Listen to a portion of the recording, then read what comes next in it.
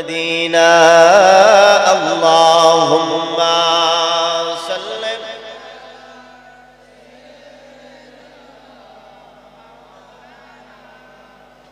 ওয়া আলা আলি সাইয়্যিদিনা।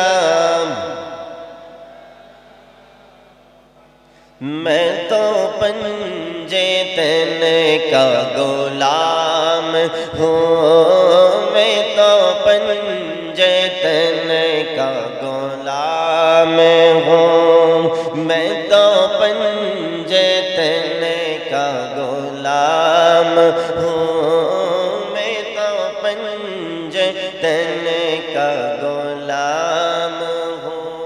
কোনো সমস্যা আছে? আমি পাঞ্জাতনের গোলাম হলে কোনো সমস্যা হবে? জোরে বলতে হবে, আওয়াজ দিয়ে বলতে হবে। যদি আমি পাঞ্জাতনের গোলাম হতে পারি, পাঞ্জাতন যদি আমাকে গোলাম বানিয়ে নেয়, আমার ভাগ্য ভালো হবে না খারাপ হবে? জোরে বলেন, ভালো হবে না খারাপ হবে? মুঝে ইশক হ্যায় তো খুদা সে হি, মুঝে ইশক হ্যায় তো রসূল से मेरे मुंह से आई महक सदा जुम्मे नामे लूं तेरा ज़ूम के। मैं तो पंजे तने का गुलाम हूँ, मैं तो पंजे तने का गुलाम हूँ, मैं गुलामी इब्ने गुलाम हूँ, मैं फकीर खैरुल अनाम हूँ, मैं तो पंजे तने का गुलाम हूँ, मैं तो पंजे तने का गुलाम हूँ। चिৎকার মেরে বলতে হবে একবার আল্লাহু আকবার। আরো জোরে বলতে হবে একবার ইয়া রাসূলুল্লাহ। আরো জোরে আওয়াজ দিয়ে বলতে হবে ইয়া রাসূলুল্লাহ। আমার বাবাজিরা বেরোন, আমার আল্লাহ পাক রব্বুল আলামিন এই জান্নাতের বাগানে শেষ রাতের মধ্যে এখনো পর্যন্ত উপস্থিত রেখেছেন। বলেন তো আমার আল্লাহ পাক রব্বুল আলামিন আমাকে দয়া করে এখানে রাখছে, এই কথাটা ঠিক না বেঠিক? আমার আল্লাহ তাআলা আমাকে ভালোবেসে এখনো পর্যন্ত এই জান্নাতের বাগানের মধ্যে রেখেছেন। জোরে বলতে হবে ঠিক বললাম না ভুল বললাম? আল্লাহ তাআলার দরবারে চিৎকার মেরে বলেন আল্লাহু আকবার। শুকরিয়া করে বলেন একবার আলহামদুলিল্লাহ। একবার বলেন ইয়া রাসূলুল্লাহ। আর জোরে বলতে হবে ইয়া রাসূলুল্লাহ। বাবাজিরা আমার, বন্ধুরা আমার, আপনারা ইন্ডিয়ার মানুষ, আমি বাংলাদেশের মানুষ, দেশ আলাদা কিন্তু জবান তো এক। এই কলকাতা আর ওয়েস্ট বেঙ্গলের জবান তো এক। বাংলা বুঝেন না আপনারা? সবাই বাংলা বুঝেন, আলহামদুলিল্লাহ। তো আল্লাহ তাআলা আমাদেরকে জান্নাতের বাগানে আনলেন, আল্লাহ তাআলা আমাদেরকে দেখছেন। আল্লাহর হাবিব সাল্লাল্লাহু আলাইহি ওয়াসাল্লাম তিনিও আমাদেরকে মদিনা শরীফ থেকে দেখছেন। জুড়ে বলেন ঠিক কিনা? দেখতে পান কিনা? আরে আওয়াজ শুনে মনে হচ্ছে যে দলিল দিতে হবে। আমার এই জায়গার মধ্যে, যেই জায়গার মধ্যে এই উলামায়ে হযরত আছেন, সেই জায়গার মধ্যে তো দলিল দেওয়ার প্রয়োজন হয় না।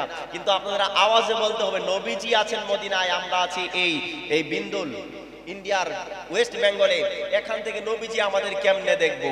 এই ধরনের আকীদা কি আপনাদের আছে? জুড়ে বলেন। পিছন থেকে আছে, ডান থেকে আছে, আওয়াজ দেয় না, বুঝতে পারছি। আপনাদের একটা দলিল দিতে হবে। দলিল যদি নিতে চান মুসলিম শরীফ খুলতে হবে, 2889 নাম্বার হাদিস খুলতে হবে। হাদাসনা হাম্মাদুন আন আইয়ুব আন আবি কিলাবাহ আন আবি আসমা আন সাওবান রাদিয়াল্লাহু তাআলা আনহু ক্বালা রাসূলুল্লাহ সাল্লাল্লাহু আলাইহি ওয়াসাল্লাম ইন্নাল্লাহা যাওয়ালি আল আরদ ফারাইতু মাশারিকাহা ওয়া মাগরিবাহা রাওয়াহুল মুসলিম। চিৎকার মেরে বলেন একবার আল্লাহু আকবার। আল্লাহর হাবিব সাল্লাল্লাহু আলাইহি ওয়াসাল্লাম হাদিস শরীফের মধ্যে, এই মুসলিম শরীফের হাদিস শরীফের মধ্যে বলেন, ইন্নাল্লাহা যাওয়ালিয়াল আরদ ফারাআইতু মাশারিকাহা ওয়া মাগরিবাহা, নিশ্চয়ই আল্লাহ পাক রব্বুল আলামিন এই পৃথিবীটাকে আমার জন্য ছোট করে দিয়েছেন, সংক্ষিপ্ত করে দিয়েছেন, যার ফলে আমি কি করি, ফানা আনজুরু ইলাইহা, আমি এই পৃথিবীর মধ্যে দেখতে পাই, এই পৃথিবীটা দেখতে পাচ্ছি। আল্লাহর হাবিব সাল্লাল্লাহু আলাইহি ওয়াসাল্লাম বলেন, যার ফলে আমি পৃথিবীর সেই পূর্ব থেকে পশ্চিম প্রান্ত পর্যন্ত সবকিছু দেখতেছি এবং দেখতে থাকবো। বলেন সুবহানাল্লাহ। আমরা আল্লাহর হাবিব সাল্লাল্লাহু আলাইহি ওয়াসাল্লাম আমাদেরকে দেখছেন, তো রাসূল সাল্লাল্লাহু আলাইহি ওয়াসাল্লামকে আমরা যদি দেখিয়ে বলি, ইয়া রাসূলুল্লাহ দেখুন আমাদের দিলের মধ্যে আপনার মুহাব্বত, আপনার ভালোবাসা ভরপুর, সেই জন্য সারা রাত এই জান্নাতের বাগানে আপনার মুহাব্বতে বসে আছি। আমরা যদি আল্লাহ রাসূল সাল্লাল্লাহু আলাইহি ওয়াসাল্লামকে এই কথাটা বলি, বলুন তো রাসূল সাল্লাল্লাহু আলাইহি ওয়াসাল্লাম কি খুশি হবে না বেজার হবে? জোরে বলেন, খুশি হবে না বেজার হবে? বাবাজিরা আমার, বন্ধুরা আমার, সেই জন্য আল্লাহর হাবিব সাল্লাল্লাহু আলাইহি ওয়াসাল্লামকে খুশি করার জন্য দুই হাত তুলে চিৎকার মেরে বলেন, ইয়া রাসূলুল্লাহ। আর জোরে বলতে হবে, ইয়া রাসূলুল্লাহ। আমার বাবাজিরা ভাইরা আমার, পবিত্র কোরআনের মধ্যে ইরশাদ করেন, আল্লাযী খালাকা সাবআ সামাওয়াতিন তিবাকা, আমার আল্লাহ পাক রব্বুল আলামিন সাতটি আসমানকে স্তরে স্তরে স্তরে স্তরে তৈরি করেছেন, সৃষ্টি করেছেন। বলেন সুবহানাল্লাহ। আল্লাহ তাআলা 7টি আসমান তৈরি করেছেন। একবার জোরে বলতে হবে কয়টা? আওয়াজ দিয়ে বলতে হবে কয়টা? আমি বাংলাদেশি মানুষ, দুর্বল মানুষ, ইন্ডিয়ার মানুষগুলি শক্তিশালী, সবাই শক্তিশালী, আমি দুর্বল মানুষ। তো আপনারা যদি একটু শক্তি দেন, আর একটু শক্তি দিলে আমার শক্তি বাড়বে। ইতিমধ্যে দেখা যাচ্ছে যে রাত গভীর হয়ে গেছে, আপনাদেরও ঘুম এসে গেছে, আমারও ঘুম এসে গেছে। বাংলাদেশের জলসা 12টায় শেষ, আর ইন্ডিয়ার জলসা 12টার মধ্যে জমে বেশি। রাত যত গভীর হয়, আল্লাহ রাসূল সাল্লাল্লাহু আলাইহি ওয়াসাল্লামের প্রেমিক আশিক দলের ঈমান তত মজবুত হয়। বলেন ঠিক কিনা? বাবাজিরা আমার, বন্ধুরা আমার, আমার পর্দার আড়ালে সতী সাধবী মা বোনেরা গো, আমার আল্লাহ পাক রব্বুল আলামিন 7টি আসমান তৈরি করলেন, 7টি আসমান তৈরি করলেন। অপর জায়গায় আল্লাহ তাআলা বলেন, এই 7টি আসমান কি মানুষের জন্য, দুনিয়ার জন্য সাদ হিসেবে তৈরি করেছেন। আল্লাহকে যদি বলে, মাবুদ আপনি কেন এই 7টি আসমান, এই 7টি আসমান কেন সাদ তৈরি করলেন? একটা ঘরের উপরে, একটা রুমের মধ্যে 7টা সাদ কেন দিলেন? আল্লাহর হাবিব বলবেন, দুনিয়ার মানুষ, আমার এই সৃষ্টিটা এমনিতেই করি নাই, আমার এই সৃষ্টি জগৎটাকে আমি করেছি আমার নবীজির সম্মান আজমত বোঝানোর জন্য। জোরে বলতে হবে সুবহানাল্লাহ। পাইলে নিরালাই গো নবী, পাইলে নিরালাই আমরা, পাইলে নিরালাই গো নবী, পাইলে নিরালাই। ওই আমরা দুই কদমে চুমা খাবো, দুই কদমে চুমা খাবো, চরণ দুলি মাখবো গায়ে। পাইলে নিরালাই গো নবী, পাইলে নিরালাই আমরা, পাইলে নিরালাই গো নবী, পাইলে নিরালাই আমরা, পাইলে নিরালাই গো নবী, পাইলে নিরালাই। নবী তুমি থাকো বহু দূরে, নবী মদিনার ওই পাক রওজাতে, হায়রে উম্মতের লাইগা নবী, উম্মতের লাইগা নবী, কেন্দে কেন্দে বুক বাসাও। পাইলে নিরালাই গো নবী, পাইলে নিরালাই আমরা, পাইলে নিরালাই গো নবী, পাইলে নিরালাই। চিৎকার মেরে বলেন একবার আল্লাহু আকবার, আর জোরে বলেন একবার ইয়া রাসূলুল্লাহ। বন্ধু ও আমার প্রাণের ইন্ডিয়ার বাবাজিরা, আমার আল্লাহ পাক রব্বুল আলামিন এই পৃথিবীর ময়দানে 7টি আসমান পৃথিবীর উপরে সৃষ্টি করলেন। সৃষ্টি করার পরে আমার আল্লাহ পাক রব্বুল আলামিন এই প্রথম আসমানের একটা নাম রেখে দিলেন, যেই নামটা হলো রকিয়া। প্রথম আসমানের নাম রকিয়া। জুড়ে বলেন তো প্রথম আসমানের নাম কি? জুড়ে বলতে হবে। প্রথম আসমানের নাম হলো রকিয়া। এরপরে এই প্রথম আসমানটা দুনিয়া থেকে 500 বছরের রাস্তার সমপরিমাণ দূরত্বে তৈরি করলেন। এই প্রথম আসমানটাকে আমার আল্লাহ পাক রব্বুল আলামিন তৈরি করলেন কাঁচ দ্বারা, কিংবা আরো রিওয়ায়াত আছে বিভিন্ন ধরনের। আমি সংক্ষিপ্ত এই আলোচনা, আসমানের আলোচনাটা সংক্ষিপ্ত করব, উপরের আলোচনায় একটু প্রবেশ করব। সেই প্রথম আসমানটাকে আল্লাহ পাক রব্বুল আলামিন মোটা তৈরি করলেন 500 বছরের রাস্তার সমপরিমাণ করে। সেখান থেকে আরো 500 বছরের দূরত্বে আমার আল্লাহ পাক রব্বুল আলামিন দ্বিতীয় আসমান তৈরি করলেন। এই দ্বিতীয় আসমানের দুইটা নাম রাখলেন, একটা নাম হলো ফাইদুন, আরেকটা নাম হলো মাউন। আমার আল্লাহ পাক রব্বুল আলামিন দ্বিতীয় আসমানটাকে তৈরি করলেন লোহা দ্বারা। দ্বিতীয় আসমান থেকে 500 বছরের দূরত্বে তৈরি করলেন তৃতীয় আসমান। এই তৃতীয় আসমানটাকে আল্লাহ পাক রব্বুল আলামিন তৈরি করলেন তামা দ্বারা।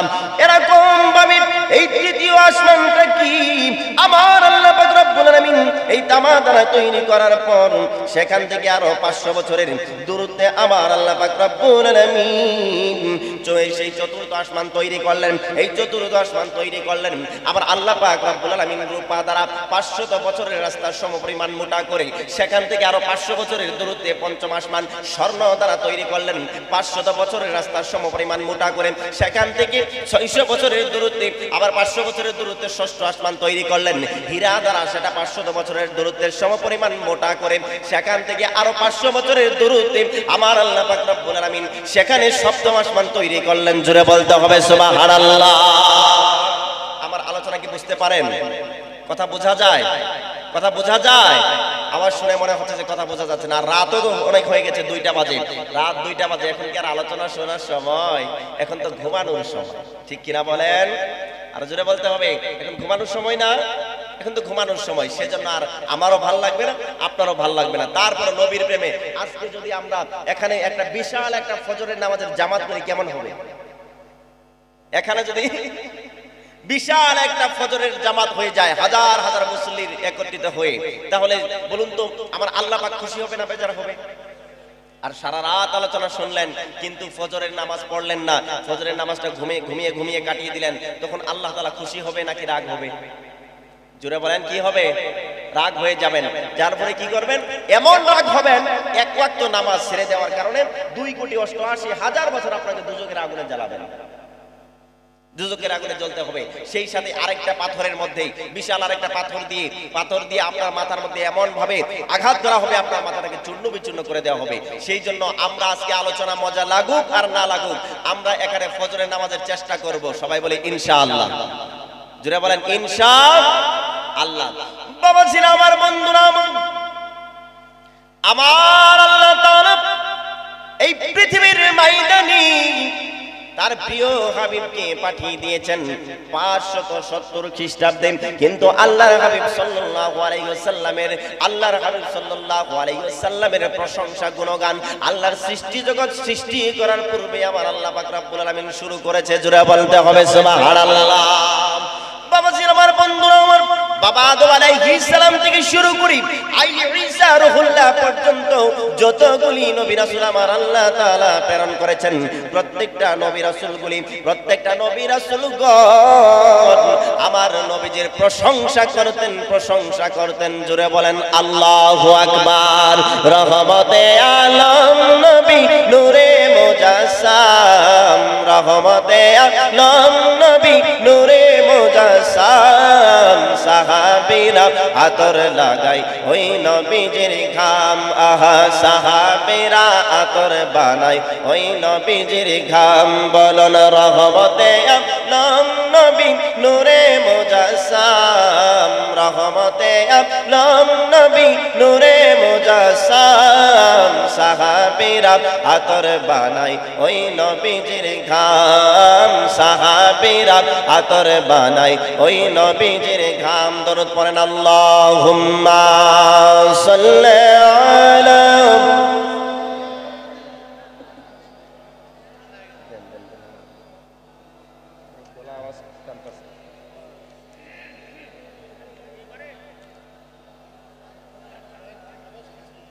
আল্লাহুম্মা সাল্লি আলা, মাইক গলা টানে মাইক, ওয়া আলা আলি সাইয়্যিদিনা দীনা। প্রত্যেকটা যুগে যুগে আল্লাহ পাক রব্বুল আলামিন আমার নবীর প্রশংসা করিয়েছেন নবীদের মাধ্যমে, রাজা বাদশাদের মাধ্যমে। জুড়ে বলেন একবার আল্লাহু আকবার। আমরা এমন নবীর উম্মত হয়েছি যেই নবীর শান মান আজমত যুগ যুগ ধরে চলে আসছে এবং কিয়ামত পর্যন্ত, কিয়ামতের পরেও সবকিছু যখন ধ্বংস হয়ে যাবে তখনও আমার নবীর শান মান চলতেই থাকবে। জুড়ে বলেন একবার আল্লাহু আকবার। আমার নবীর এই দুনিয়ায় আগমনের 1000 বছর পূর্বে ইয়ামেন শহরের মধ্যে একজন বাদশা ছিলেন, যেই বাদশার নাম ছিল তুব্বে আউয়াল হুমায়রি। এই তুব্বে আউয়াল হুমায়রি বাদশাটা বিশাল রাজত্বের অধিকারী ছিলেন। একদিন তার উজিরে আজমকে ডেকে বলে, উজিরে আজম রে, আমার মন চায় আমার এই রাজ্যটা আমি একটু ঘুরে ঘুরে দেখতে চাই, আমার এই রাজ্যটা আমি একটু ঘুরে ঘুরে দেখতে চাই। চলো চলো আমরা সফর শুরু করব। আমার সফর সঙ্গী হিসেবে এই রাজপ্রাসাদের ভিতরে যারা আছে তাদের সবাইকে আমি অংশগ্রহণ করাবো। যাও তাদের একটা লিস্ট আমার কাছে নিয়ে আসো, আমার প্রাসাদের মধ্যে কতজন কর্মচারী আছে আমি দেখতে চাই। যখন এই কথা বলা হলো, উজিরে আজম তখন রাজ্যের মধ্যে গেলেন। যাবার পরে রাজ্যের ভিতরের মধ্যে, তার প্রাসাদের ভিতরের মধ্যে, এই স্পিকার ঠিক করেন, এই আওয়াজ দিচ্ছে, গলা টেনে নিচ্ছে, গলা নষ্ট করে দিচ্ছে। আওয়াজগুলি বন্ধ করেন, বাহিরের আওয়াজ বন্ধ করেন, মাইক ক্লিয়ার করে দেন। বাবা জিরা আমার, বন্ধুরা আমার, তখন উজিরে আজম তিনি সেই রাজপ্রাসাদের মধ্যে গেলেন। উলামায়ে কেরাম যারা আছে, আলেম যারা আছে তাদের একটা লিস্ট করলেন, হাকিম যারা আছে তাদের একটা লিস্ট করলেন। দেখা গেল তার রাজপ্রাসাদের ভিতরে 12,000 আলেম এবং চিকিৎসক হাকিম রয়েছে। বলেন না সুবহানাল্লাহ। তাহলে রাজ্যটা, সেই রাজার প্রাসাদটা ছোট না বড়? জোরে বলতে হবে, ছোট না বড়? এত বড় প্রাসাদ তার ছিল, এরিয়াটা এত বড় ছিল। 12,000 আলেম এবং হাকিমের একটা দল সঙ্গী করলেন, বাদশার সফর সঙ্গী হিসেবে নিলেন। এবার বাদশার সফর সঙ্গী হিসেবে 1,32,000 অশ্বারোহী সৈন্য সঙ্গে নিলেন। সেই সাথে 1,12,000 পদাতিক সৈন্যবাহিনীকে নিয়ে বাদশা তার রাজ্যটা ঘুরে দেখার জন্য তার রাজপ্রাসাদ থেকে বের হয়ে গেলেন।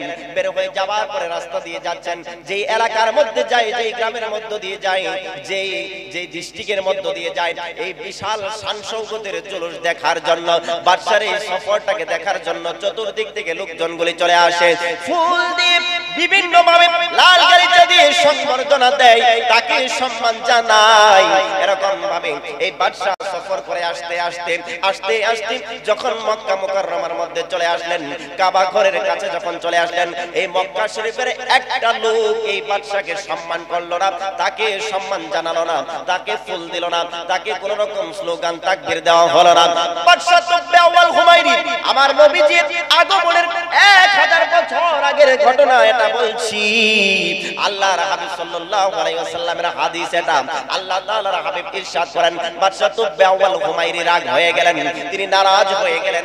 কি ব্যাপার, আমরা কোন জায়গার মধ্যে চলে আসলাম, কোন এলাকার মধ্যে আসলাম? এই এলাকার মানুষগণ আমার এমন শান শৌকত দেখার জন্য একজন লোক আমাদের কাছে আসলো না, একজন মানুষও আমাকে সম্মান জানালো না। কারণটা কি? কারণটা কি? উজিরে আজম ডেকে বলে, বাদশা নামদার, এমন একটা জায়গার মধ্যে এসেছি, এই জায়গাটার নাম হলো বাক্কা, এই জায়গাটার নাম হলো বাক্কা। এবার বাদশা উজিরে আজমকে বললেন, কিরে উজিরে আজম, আমাকে কেন এই বাক্কা শহরের মানুষগুলি কেন সম্মান করলো না? এবার উজিরে আজম ডেকে বললেন, হুজুর জাহাপনা, এই বাক্কা শহরের মধ্যে এমন একটা ঘর আছে, যেই ঘরটাকে বলা হয় বাইতুল্লাহ, কাবা ঘর যেটাকে বলা হয়, এই বাইতুল্লাহর সম্মান এই এলাকার মানুষের কাছে এমন বেশি, এই বাইতুল্লাহর সমপরিমাণ সম্মান এই এলাকার মানুষের কাছে আর কারো নাই। এই বাইতুল্লাহর কাছে আপনার সম্মান তুলনাহীন, সেই জন্য তারা আপনাকে সম্মান করে নাই, আপনাকে সংবর্ধনা জানায় নাই। বাদশা রাগ হয়ে গেলেন।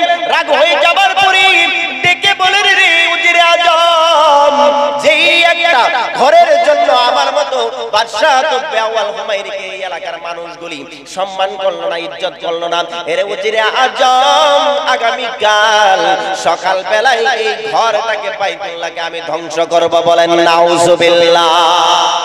আল্লাহর ঘরকে ধ্বংস করার মতো কোন বান্দা আল্লাহর জমিনে কি আছে?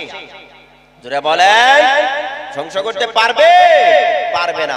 একবার সেই বাদশা যখন সে আমরা সূরা ফিলের মধ্যে দেখি বাদশা আব্রাহা যখন কাবা ঘর ধ্বংস করতে গিয়েছিল, আল্লাহ পাক রব্বুল আলামিন আবাবিল পাখির মাধ্যমে সেই কাবা ঘরকে ঠিক রেখেছেন, হেফাজত রেখেছেন, কিন্তু সেই আব্রাহাকে দুনিয়া থেকে বিদায় করেছেন। জোরে বলেন ঠিক কিনা?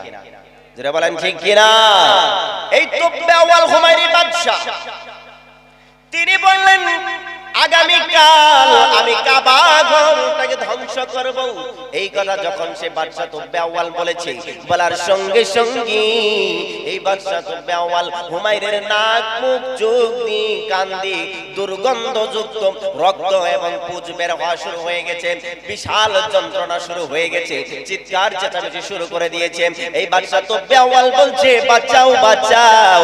আমি মরে গেলাম কোথায় হেকিম কবিরাজ, 12,000 হেকিম কবিরাজ আলেম উলামাগুলি তার কাছে আসলো, চিকিৎসা করলো।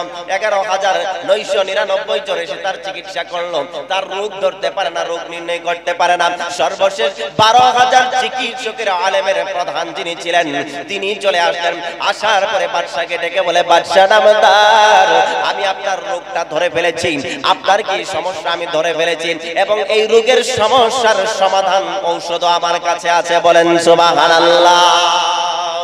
আমি নবীজির পাগল, আমি মদিনার পাগল, আমি নবীজির পাগল, আমি মদিনার পাগল। মদিনারি ধুলি বালি মোর, মদিনারি ধুলি বালি মোর নয়নের কাজল। আমি মদিনার পাগল, আমি নবীজির পাগল, আমি মদিনার পাগল, আমি নবীজির পাগল। আমার জিকির নবী নবী, দুই চোখে মদিনার ছবি। আমার জিকির নবী নবী, দুই চোখে মদিনার ছবি। আমার জিকির নবী নবী, দুই চোখে মদিনার ছবি। নবীর প্রেমে দিতে রাজি, নবীর প্রেমে দিতে রাজি, জীবনের ছবি। আমি নবীজির পাগল, আমি মদিনার পাগল, আমি নবীজির পাগল, আমি মদিনার পাগল। ও আমার প্রাণের বাবাজিরা, বন্ধুরা আমার, আল্লাহ তাআলার বান্দা ডেকে বলেন, বাদশা নামদার, আপনার যে সমস্যা হয়েছে, আপনার নাক মুখ চোখ দিয়ে দুর্গন্ধযুক্ত রক্ত পুজ বের হয়েছে, এর কারণ আমি জানি, আমি বুঝতে পেরেছি কেটায় কেন এমন হয়েছে। বাদশা তুব্বা আউয়াল হুমায়রি ডেকে বলে, রে আমার চিকিৎসক, দেরি করো না, দেরি করো না, তাড়াতাড়ি আমার মেডিসিন দাও, তাড়াতাড়ি আমাকে ঔষধ দাও, যাতে করে আমার এই রোগ থেকে আমি বেঁচে যাই। এবার সেই সময় সেই আমির, সেই চিকিৎসকগণের আমির এটাকে বলে, বাদশা নামদার, আপনার এই রোগের কারণটা জানি, ঔষধও জানি। এর রোগের কারণ হলো আপনি কোনো খারাপ নিয়ত করেছেন, আর ঔষধ হলো সেই নিয়ত থেকে তওবা করুন, ফিরে আসুন। আমার আল্লাহ পাক রব্বুল আলামিন আপনার এই রোগ ভালো করবে। জোরে বলেন আল্লাহু আকবার।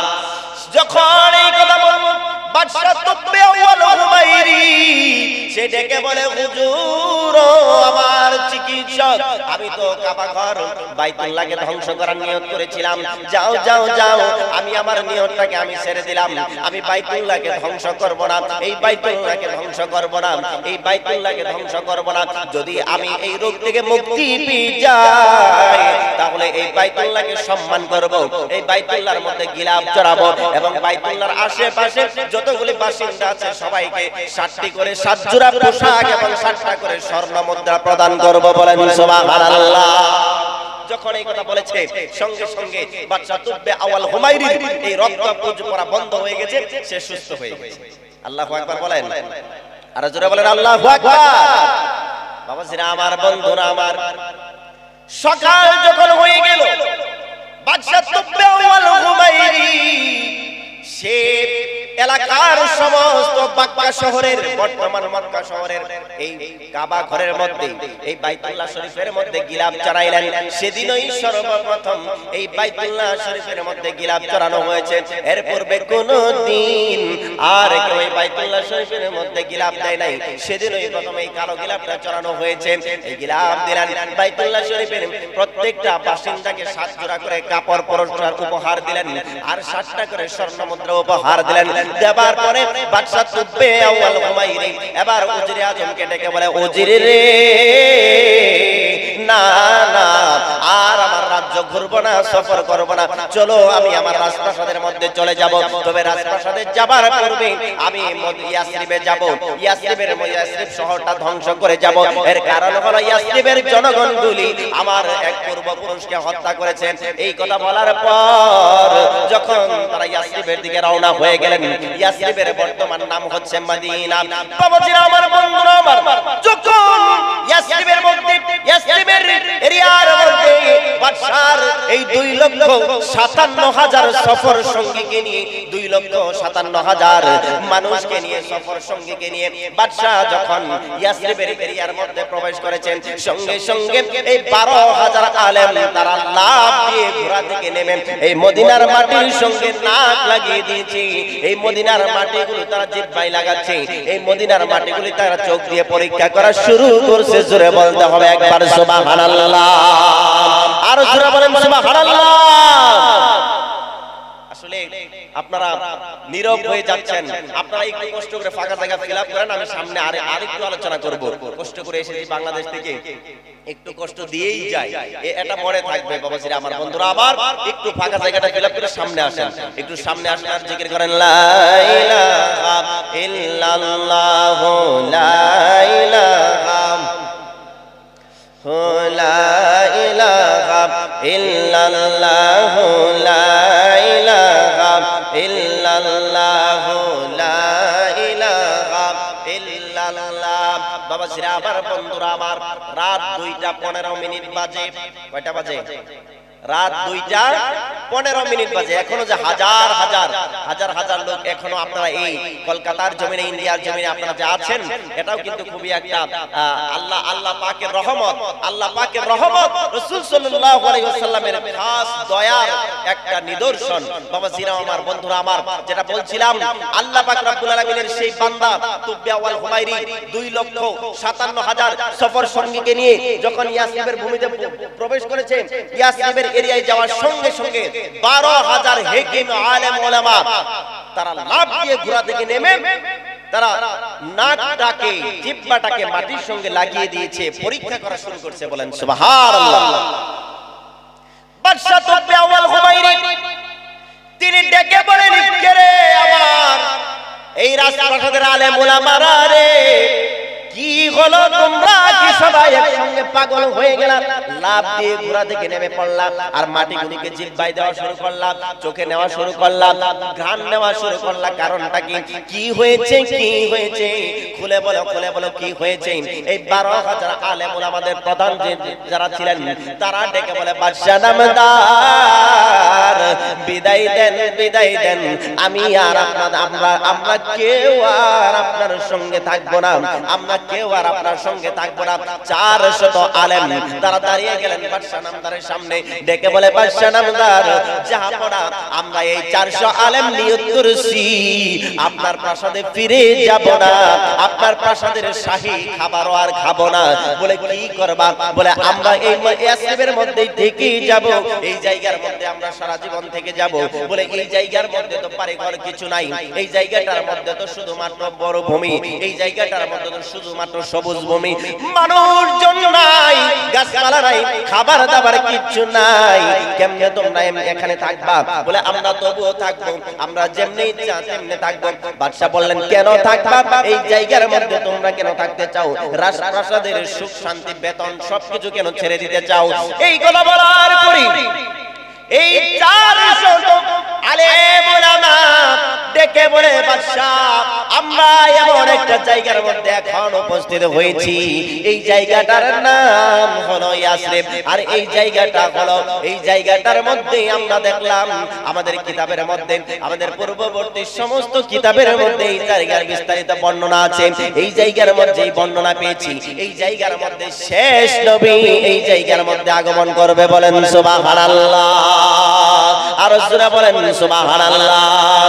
সোনার মদিনা বহু দূরে, কিন্তু মদিনাওয়ালা আমার অন্তরে, কিন্তু মদিনাওয়ালা ওয়ালা আমার অন্তরে আমার অন্তর জুড়ে মদিনা ছেড়ে অন্তর জুড়ে মদিনা ছেড়ে মদিনা মদিনা বলে জিকির করে রে মদিনা মদিনা বলে জিকির করে রে আল্লাহুম্মা সাল্লি